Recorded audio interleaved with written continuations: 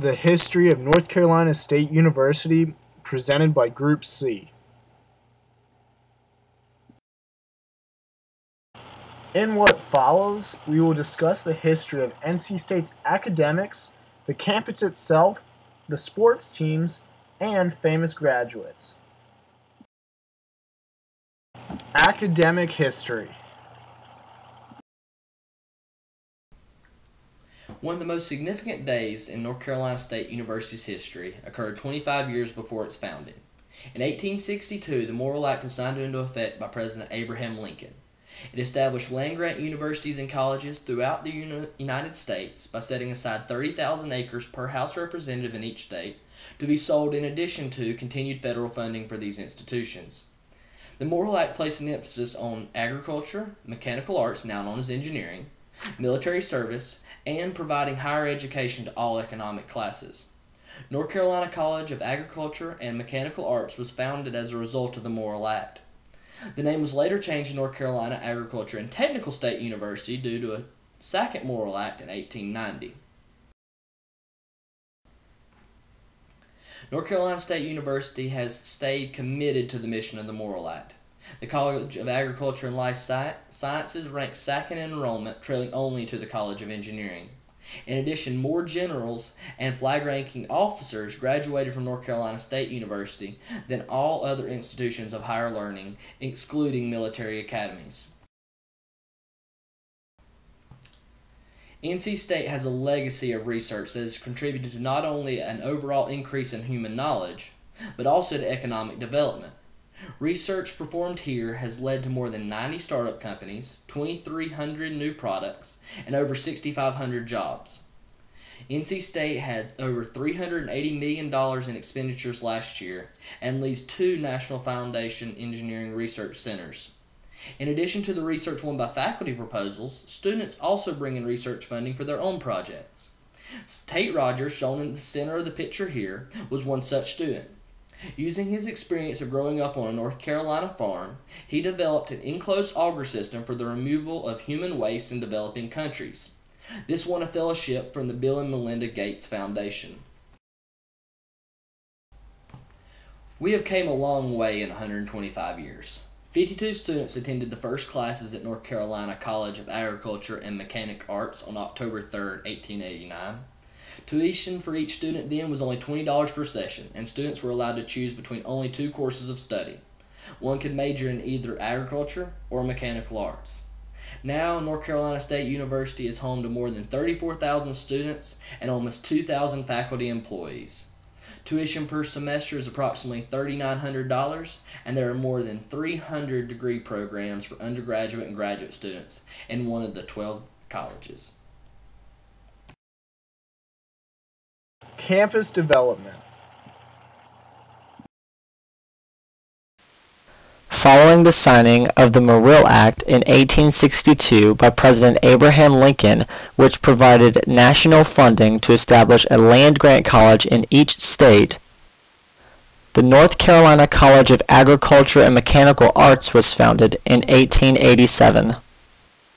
In 1889, Holiday Hall was completed as the first and campus's main building. In 1910, Winston Hall opened, which housed civil engineering, chemical engineering, and electrical engineering courses. In 1921, the bell tower cornerstone was laid to honor State College alumni who were lost in World War I. Prior to 1924, home basketball games were held in the Raleigh Memorial Auditorium.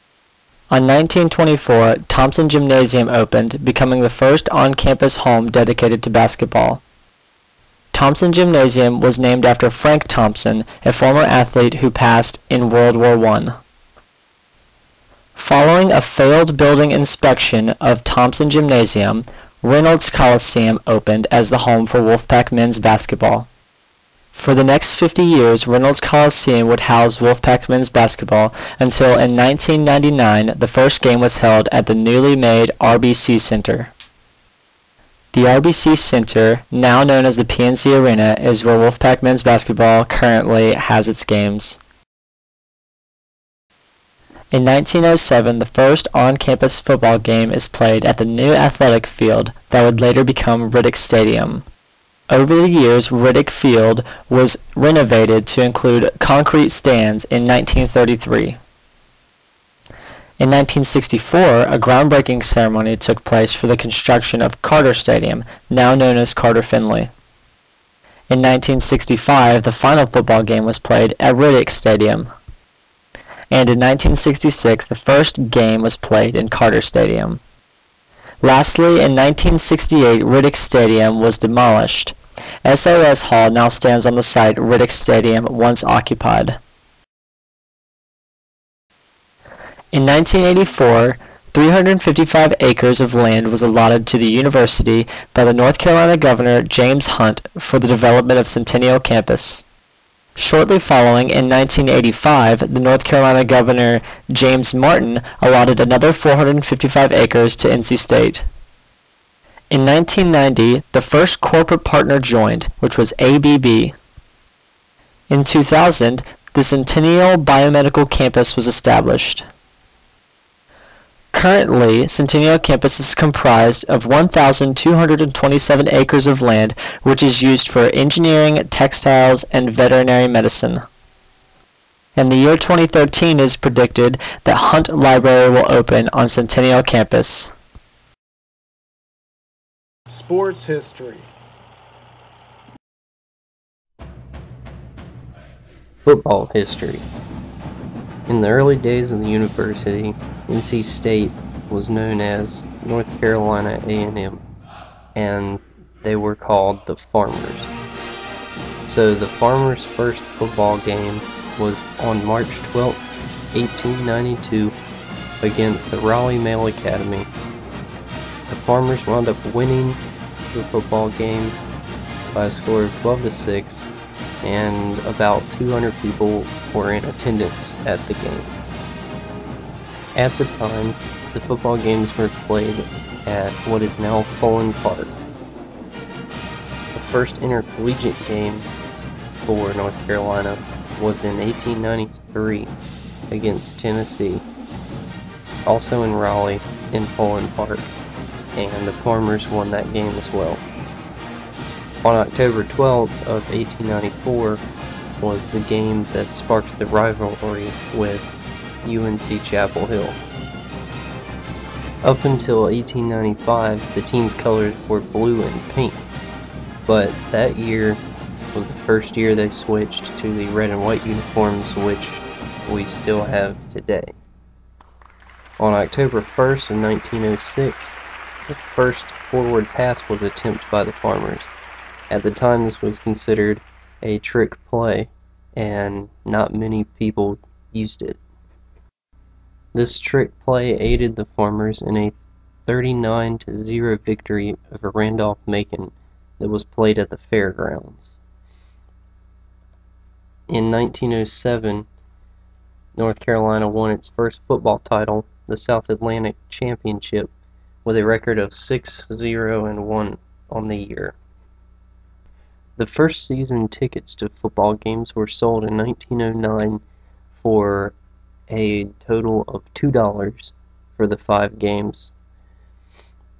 In 1921, NC State is referred to as the Wolfpack for the first time by a local newspaper writing a report on one of their games. In 1953, NC State joins the newly formed Atlantic Coast Conference. 4 years later, in 1957, they win their first ACC championship.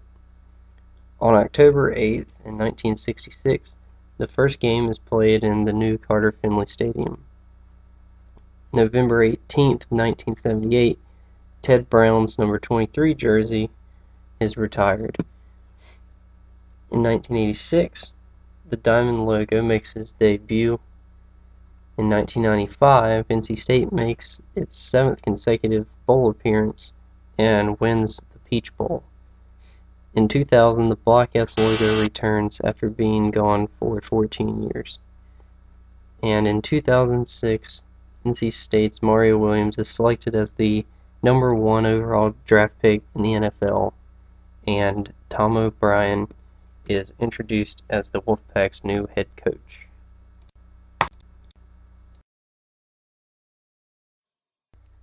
Basketball history.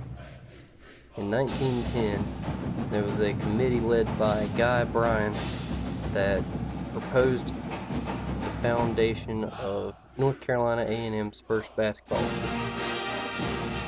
By February 16th of 1911, they played their first game against Wake Forest and took a pretty good beating, losing 33-6. Only 5 days later, on February 21st, Wake Forest came into town to Raleigh and played what was North Carolina's first official intercollegiate basketball game, and the Farmers won 19-18. In 1919, NC State won its second straight state championship. In 1929, State won its first Southern Conference tournament championship. In 1946, a man by the name of Everett Chake became the head coach of the team. On December 2nd, 1947, was the first game that NC State played known as the Wolfpack. 2 years later, they played their first game in Reynolds Coliseum.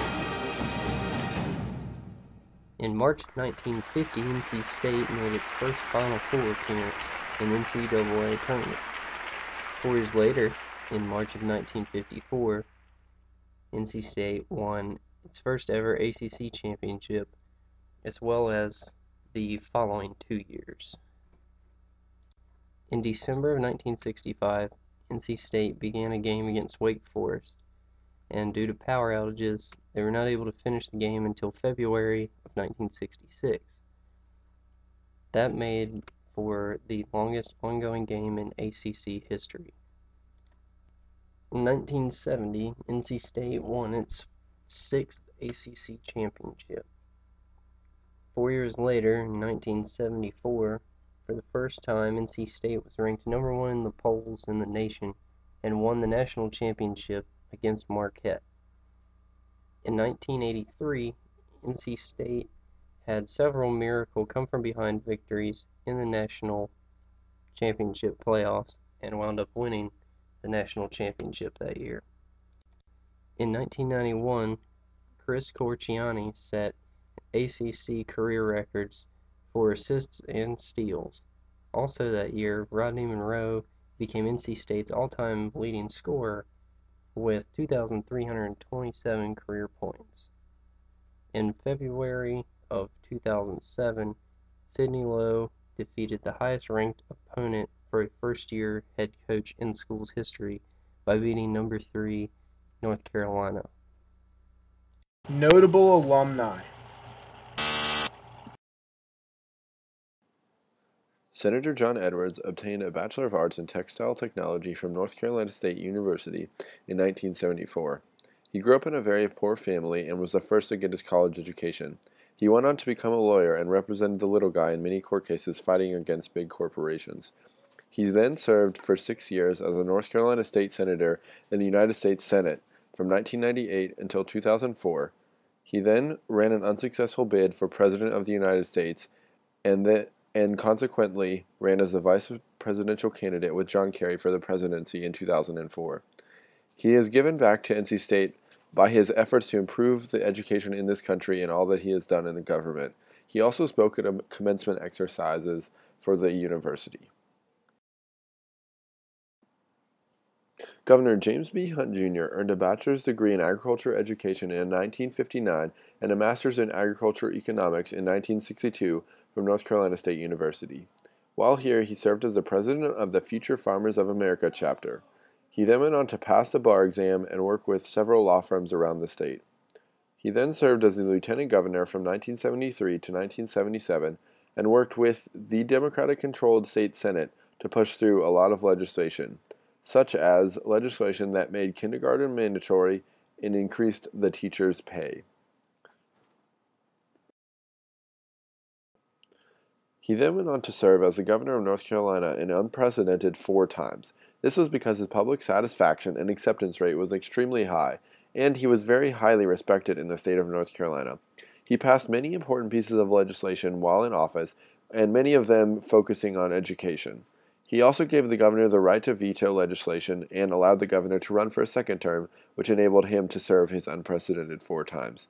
The new library here at NC State on Centennial Campus, which he helped create through legislation, is named in his honor for his tireless efforts for improving the value and quality and quantity of the educational system here in the wonderful state of North Carolina. He never stopped fighting for education his whole time in office. General Henry Hugh Shelton received a bachelor's degree in textile engineering from North Carolina State University in 1963. He then went on to spend 38 years serving in the United States Armed Forces. He served 2 whole tours in Vietnam in differing roles, and consequently was promoted to Brigadier General in 1988 in the Armed Forces. He then went on to serve as the chairman of the Joint Chiefs of Staff for the Pentagon for 2 two-year terms from 1997 to 2001. He received many and numerous awards for all of his great work within the armed forces, and consequently was knighted by Queen Elizabeth II in 2001. Here at NC State, the General Hugh Shelton Leadership Center was founded in 2002 following his retirement from the military. This was his way of giving back to his alma mater. He is currently serving as the executive director of this leadership center, which provides leadership training, scholarships, and forums for leadership development, which bring in impactful speakers so that the students here can grow in their leadership capabilities and abilities and have the necessary funds and monies to do everything that they are capable of here at this fine institution.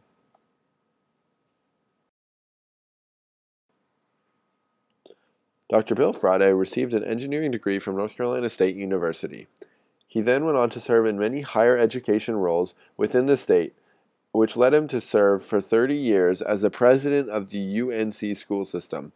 He grew it drastically, adding 13 new campuses, growing the budget from $40.7 million to $1.5 billion, and increased enrollment from near 15,000 to over 125,000 students in the whole program.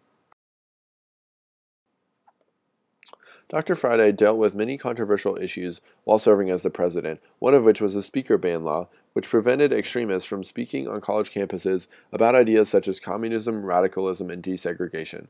He did handle them very diplomatically and in a level-headed manner, as was quoted from his colleagues.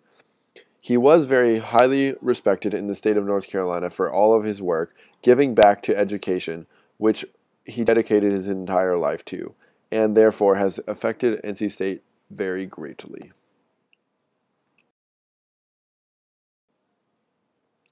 Dr. Jim Goodnight graduated from North Carolina State University with a doctorate in statistics. He then served as a faculty member for 4 years, starting in 1972, ending in 1976. While there, he worked with many other faculty members at NC State to develop the initial SAS software to analyze agricultural research data. No one had ever analyzed this much data before, and now SAS's software analyzes more data every day than even existed in the entire world 10 years ago. It is one of the largest privately owned companies in the United States and renowned for its corporate culture. It invests over a quarter of its profits directly back into research and development, and is used by many Fortune 500 companies. Dr. Goodnight values education very highly and has given back to North Carolina State University very generously. He has funded many professor sponsorships, and SAS Hall on campus was named for his company. He has also made education the focus of his philanthropy at SAS and started Cary Academy, which is a college preparatory school located in Cary, North Carolina. Last, but certainly not least, comes Phillip Rivers, who served as the starting quarterback for all 4 years of his time here at NC State. He put up blockbuster numbers every single year and still holds many records. He graduated with a degree in business and has since started for the San Diego Chargers starting in 2006. He continues to give a good face to NC State in the NFL and started the Rivers of Hope Foundation to help foster children find permanent homes. He donates 100% of his sponsorship money directly to this fund. He also came back and gave back to NC State by speaking at the May 2012 commencement ceremony. To conclude, NC State has come a long way. What began as a small land-grant university is now one of the most prominent universities in the country. We started with a small campus, and now we have multiple campuses located all over North Carolina. Our small sports teams turned into the ACC powerhouses that they are today, and many great individuals have graduated from our fine institution.